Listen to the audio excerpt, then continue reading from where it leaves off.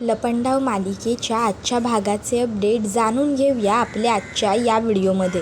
तर आता इकडे पानूला मांना औषध द्यायला सांगून अर्पिता ही पाहुणचार करत असते आता कालिंदीचा. कालिंदीला ती विचारते, तुला आणखीन काही सर्व करू का? कालिंदी म्हणते, नाही काकू, बाद झालं. तुम्ही एवढ्या प्रेमाने केलं ना एवढं सगळं, यातला एक घाससुद्धा संपूर्ण जेवणाचा आनंद देईल. इतक्यात कबीर घरी आलेला असतो. कबीर म्हणतो, अरे तुम्ही इथे? त्याबरोबर लगेचच कालिंदी उठून उभी राहत असते. कबीर म्हणतो, अहो नाही नाही नाही, उठू नका, प्लीज बसा. तसं मग आता लगेचच अर्पिता विचारते, तुम्ही ओळखता का एकमेकांना? कबीर, तू ओळखतोस यांना आधीपासून? त्यावर कबीर म्हणतो, हो आई, अगं ॲक्च्युली सखीला जेव्हा बरं नव्हतं तेव्हा मी गेलो होतो ना साईबाबांच्या चरणावर डोकं ठेवायला, तिथे आमची भेट झाली. एखाद्या टेन्शनमधल्या माणसाला आधार कसा द्यावा हे यांच्याकडून बघावं. त्याबरोबर मग आता कालिंदी विचारते, तुम्ही ज्यांच्यासाठी प्रार्थना करत होतात त्यांची तब्येत आता बरी आहे का? कबीर म्हणतो, हो हो, आता सखीची तब्येत अगदी व्यवस्थित आहे. त्यावर मग अर्पिता म्हणते, आणि आता रे? त्यावर कबीर म्हणतो, हो, आत्ताही आई अगदी व्यवस्थित आहे सखीची तब्येत. मग आता कबीरचं लक्ष आईच्या त्या जळालेल्या पदरावर जातं. कबीर म्हणतो, आई हे सगळं काय आहे? कसं झालं? कधी झालं हे? त्यावर अर्पिता सांगते की अरे मी मंदिरात दर्शनासाठी गेले होते आणि तेव्हाच माझा पदर जळाला. ह्या मुलीनेच तो विझवला म्हणून मी वाचले. त्यावर कबीर म्हणतो, थँक्यू सो मच. म्हणजे तुमच्यामुळे आज माझी आई व्यवस्थित आहे, नाहीतर मी इमॅजिनही नाही करू शकतो काय झालं असतं ते. खरंच थँक्यू सो मच. त्यावर ती म्हणते, अहो पुरे झालं, इतकं थँक्स नका म्हणू, आणि मी एवढं काहीही केलेलं नाही आहे. कदाचित हे माझ्याकडनं कुणीतरी करून घेतलं आहे असं म्हणायला हरकत नाही ना? त्यावर मग कबीर म्हणतो, हो, बाबा तर आहेच आपल्या सगळ्यांच्या पाठीशी, पण तरीही तुम्ही एवढं केलं त्यासाठी खरोखर तुमचे खूप आभार. नाही, आजच्या जगात एवढं कोण करतं नाही का कुणासाठी? त्यावर मग ती म्हणते, बरं आता तुम्ही सारखं थँक्स नका म्हणू, नाहीतर मला ऑकवर्ड होईल. मग आता अर्पिता म्हणत असते, कालिंदी, तू तुझ्याबद्दल काही सांगितलंच नाही गं. तू मंदिरात मला बोललीस की तुझा भूतकाळ, पण काय नेमकं काय घडलं आहे असं? हे बघ, तू मला सांगू शकतेस. ती म्हणते, नाही, काही नाही. कबीर म्हणतो, नाही आहे, काहीतरी आहे. त्यावर कालिंदी म्हणते, नाही, खरंच काहीच नाही आहे, जाऊ द्या, उगाच कशाला. त्याबरोबर कबीर म्हणतो, असं कसं?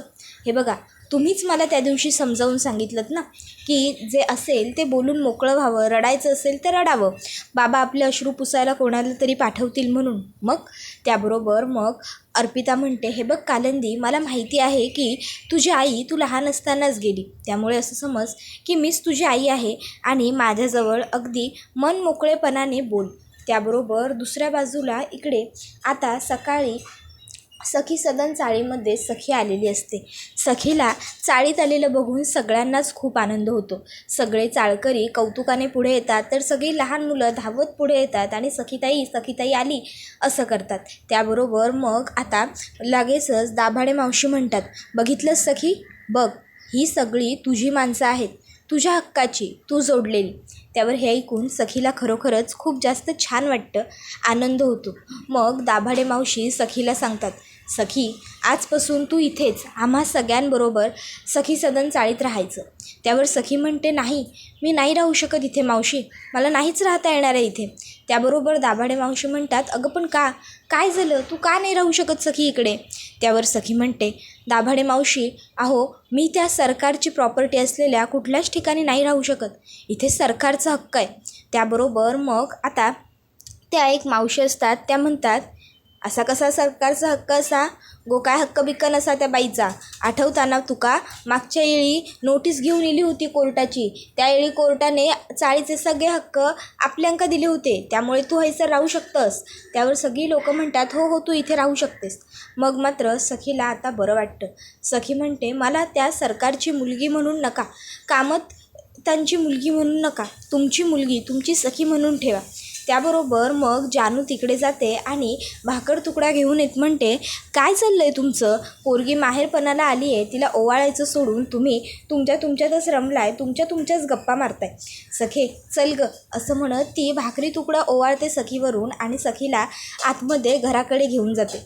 तर दुसऱ्या बाजूला इकडे आता अर्पिता ही म्हणत असते, सांग ना पुढे काय झालं? त्याबरोबर मग कबीरसुद्धा म्हणतो, ॲक्च्युली काय घडलं मग? त्यावर अर्पिता सांगते, मी म्हटलं ना, माझे आई बाबा मी लहान असतानाच गेले, आई बाबा वारले, पुरेशी प्रॉपर्टी पैसा हातात नव्हता, त्यामुळे मग मला नाही घेतलं घरात कोणीच. ना घराच्यांनी लक्ष दिलं, ना घरात ठेवलं, घरातनं हाकलवलं.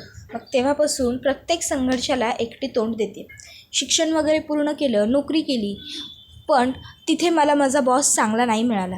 माझ्या बॉसने मला एक वेगळी ऑफर दिली, जी मी अर्थात नाकारली, म्हणून त्याने मला जॉबवरनं काढलं. मग तिला विचारतात, मग आता तुझा घरखर्च कसा चालतो, तू काय करते? त्यावर ती सांगते, काही सेविंग्स आहेत, सध्या तरी घरखर्च त्यावर मॅनेज होतो आहे, पण ते पैसे कधीपर्यंत पुरतील काही माहीत नाही. म्हणून मग आता सध्या तरी मी नोकरीच्या शोधात आहे. मला लवकरात लवकर नोकरी सापडणं खरोखर खूप गरजेचं आहे. या आठवड्यापर्यंत तरी मला जॉब मिळायला हवा हो. त्याबरोबर मग कबीर म्हणतो, अच्छा. तर कालिंदी म्हणते, म्हणून मला ह्या जगातल्या सर्व पुरुषांचाच राग येतो. नाही म्हणजे तुमच्यासारखे मदत करणारे पुरुषही आहेत, पण आजच्या काळात नाहीच आहेत. त्याबरोबर मग अर्पिता म्हणते, कबीर, अरे ह्या मुलीची खरंच आपण मनापासून मदत करावी अशी मला खूप इच्छा होती. हिच्यासाठी बघणारे कामाचं काहीतरी होत असेल तर. त्याबरोबर मग कबीर म्हणतो, हो आई. आणि मग तो कालिंदीला म्हणतो, सो कालिंदी, तुम्ही एक काम करा, तुम्ही मला ना उद्या माझ्या ऑफिसला येऊन भेटा. तिकडे बघून मग आपण काय करायचं ते ठरवूया. किर्लोस्कर ऑफिस माहिती असेल ना किर्लोस्करांचं? त्यावरती म्हणते, हो. मग आता कबीर तिला तिकडे यायला सांगतो. ती कबीरचे आभार मानते आणि मी येते आता म्हणत तिकडनं निघते. त्याबरोबर दुसऱ्या बाजूला इकडे सखी ही गप्पपणे शांत बसलेली असते आणि सखीला आता मनस्विनीने बोललेले शब्द आठवतात. या घरातले तुझे दिवस संपले, तू माझं काहीही वाकडं करू शकत नाही, बघायचं आहे मी काय करू शकते, चल. आणि तिने सखीला घरातनं हाताला धरून हिसकावून बाहेर काढलं. आता पुन्हा या घराकडे तोंडसुद्धा करून बघायचं नाही, समजलं? आऊट. आणि सखी ही तिकडनं तिचं सामान घेऊन गुपचूप निघाली. मग आता दाभाडे मावशी आणि जानू सखीसाठी जेवण आणि पाणी घेऊन येतात. दाभाडे मावशी सखीला म्हणतात, सखे हे घे, जरा 2 घास खाऊन घे, म्हणजे तुला बरं वाटेल. त्याबरोबर सखी म्हणते, नाही नको, मला भूक नाही आहे. त्यावर आता जानू आणि दाभाडे मावशी एकीमेकीकडे बघतात. मग दाभाडे मावशी सखीला म्हणतात, हे बघ सखी, मला माहिती आहे बाळा की सध्या तुझं मन थाऱ्यावर नाही आहे, चित्त बरोबर नाही आहे, म्हणून तुला भूक लागत नाही आहे म्हणून, पण असं करून कसं चालेल, खावं तर लागेल ना. सखी म्हणते, काय करू खाऊन, काही उपयोग आहे का ह्या सर्व गोष्टींचा? त्यावर मग जानू म्हणते, सखी अगं असं कशाला बोलते, खाऊन घे ना, काय झालं आहे तुला? त्यावर मग ती म्हणते, मला ना काही कळतच नाही आहे, देवाने मला का जिवंत ठेवलं. दाभाडे मावशी म्हणतात, सखी अगं असं काय बोलतेस तू बाळा, आणि हे बघ तू आता इथेच राहा माझ्याबरोबर माझ्या खोलीत. त्यावर ती म्हणते, नाही नको, उगाच माझ्यामुळे तुम्हाला कशाला अडचण. दाभाडे मावशी म्हणतात, अगं मला कसली अडचण होणार आहे, एवढं पर्क करून टाकलं का मला तू? अगं आईसारखी आहे ना मी तुझ्या, मग तू इथे नाही राहू शकत का माझ्याबरोबर? त्यावर ती म्हणते, आई. आई या शब्दावरून ना खरं तर आता माझा विश्वासच उडाला. म्हणजे बघा ना, माझी आई, माझी खरी आई, जिच्या प्रेमासाठी मी इतकी वर्ष झुरत होते, तळमळत होते, तडफडत होते, ती मला सापडली, पण मला जपता नाही आली. आणि पुन्हा सरकारने पुन्हा तिला जे हवं होतं तेच केलं.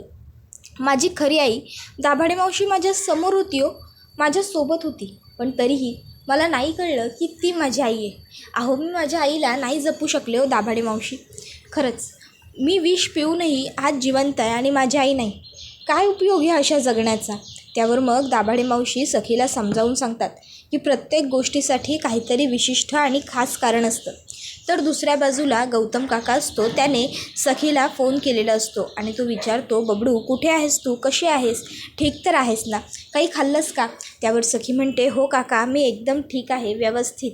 त्यावर गौतम काका म्हणतो, हे बघ सखी, तू या घरातनं वगैरे निघून गेलेलं मला अजिबातच आवडलेलं नाही आहे, हे सगळं नाही चालणार. मी एक काम करतो, मी तुला ताबडतोब घ्यायला येतो, तू फक्त कुठे आहेस ते मला सांग, मी तुला घेऊन येईन घरी, सांग मला तू. त्याबरोबर मग सखी म्हणते, नाही नको नको काका, हे बघ आपल्याला असा आताथाईपणा करून चालणार नाही आहे.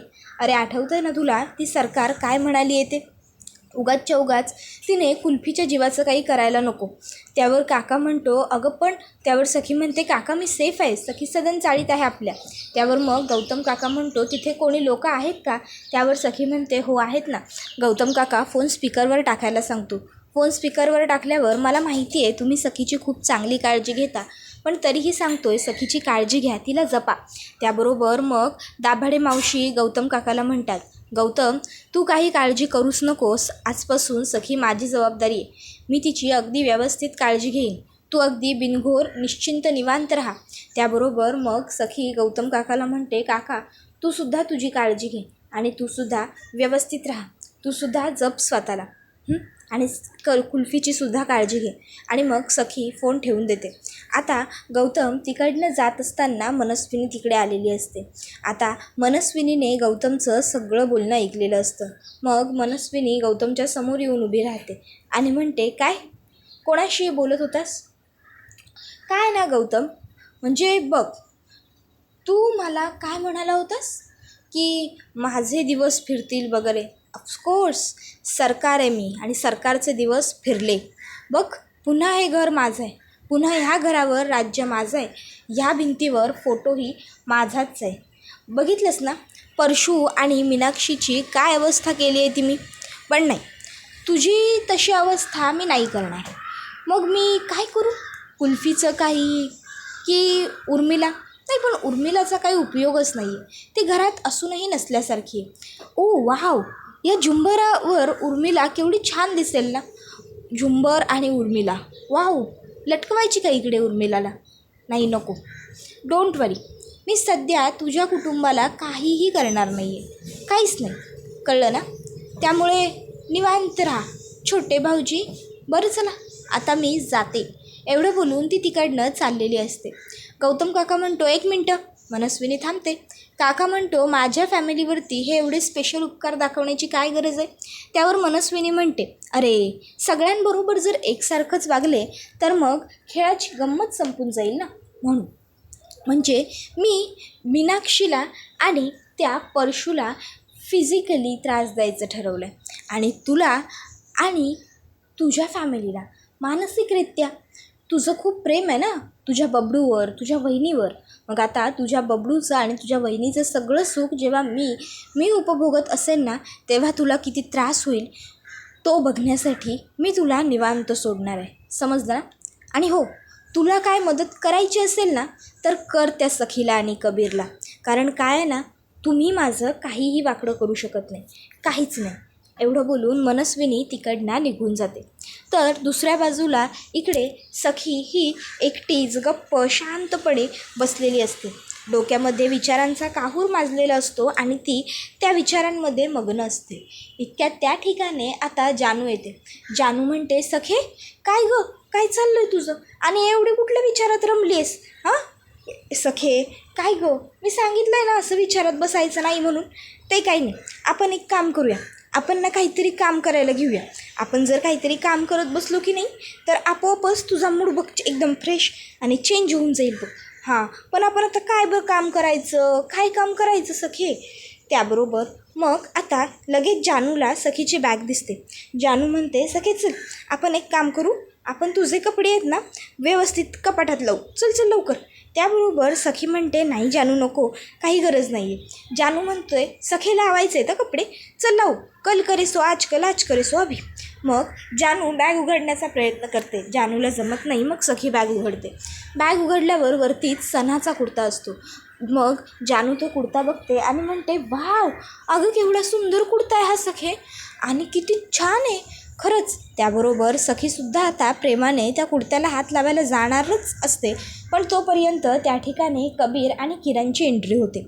आता कबीर आणि किरण आल्याच्यानंतर मग कबीर स्वतःची बॅग खाली ठेवतो आणि मग तो सखीला म्हणत असतो, तर तुमचं या सखी सदन चाळीमध्ये स्वागत आहे, मिसेस सखी कबीर किर्लोस्कर. कसं वाटतंय मग इकडे येऊन तुम्हाला?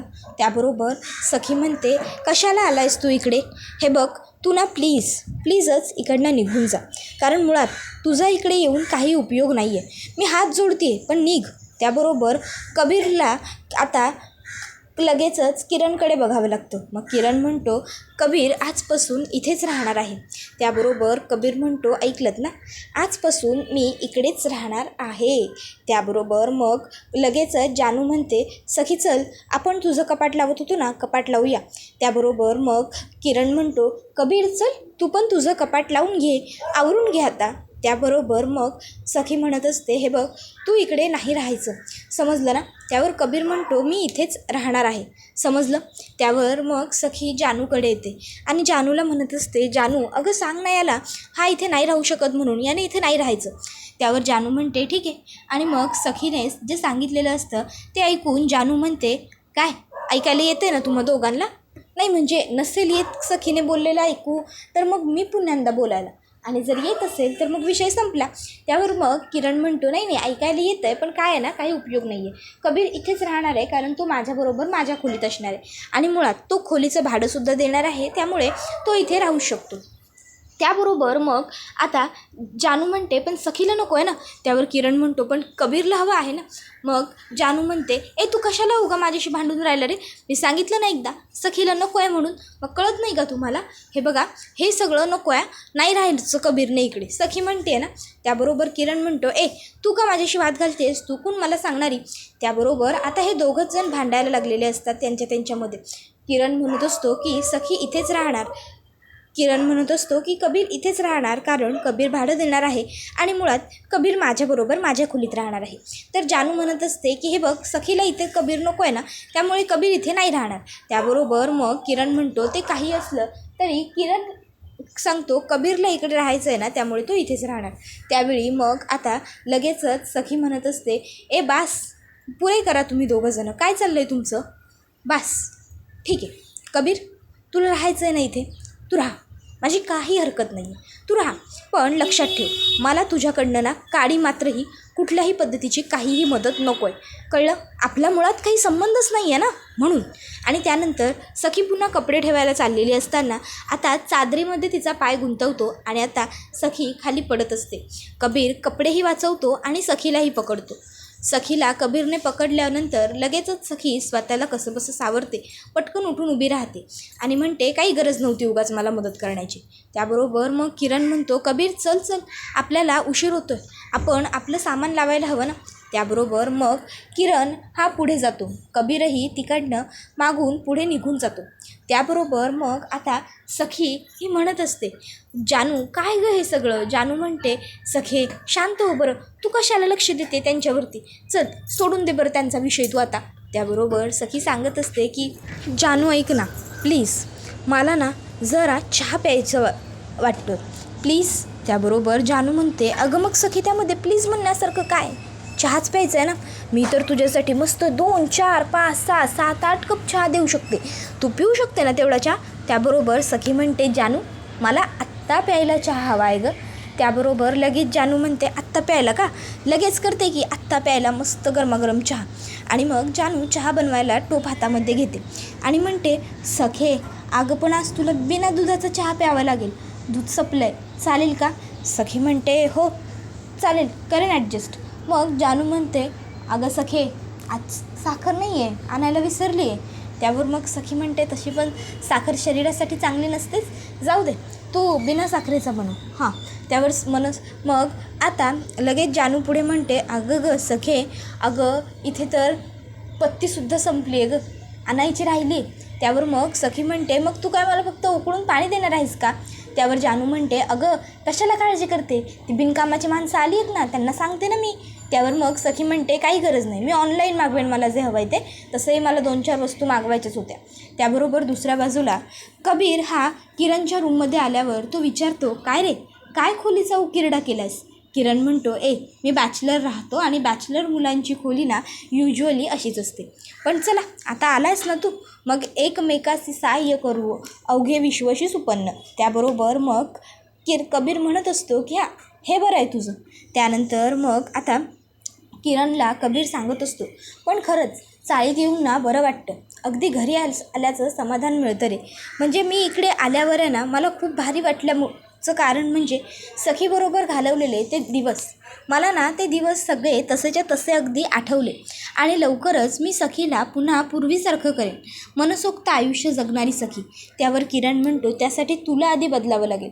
तुला पूर्वीचा तिचा कान्हा बनावं लागेल, कारण तिने प्रेम कान्हावर केलं आहे, कबीरवर नाही. त्यानंतर मग आता लगेचच कबीर हा सखीला म्हणत असतो की आता काय करशील. त्यावर सखी म्हणत असते, तुला काय वाटतं, आयुष्याने एवढे धडे दिल्यानंतरही मी बदलले नसेन का. तर दुसऱ्या बाजूला आता जो पुरुषोत्तम काका असतो तो मनस्विनीच्या फोटोकडे बघून बोलत असतो, मला खात्री आहे लवकरच तू जितका सखीला आणि तेजस्विनी वहिनीला त्रास देतेस ना, त्याच्यापेक्षा तिप्पट पटींनी त्रास तुला भोगावा लागणार आहे. याद राख, लक्षात ठेव. त्यानंतर सखी घरी आलेली असते आणि ती मनस्विनीला म्हणत असते, कष्टाला लाज नसते सरकार, पण हां, हे तुमच्यासारख्या माजुरड्या बाईला काय समजणार. आणि मग मनस्विनी सखीकडे बघतच राहते. त्याबरोबर हा व्हिडिओ इथेच संपतो.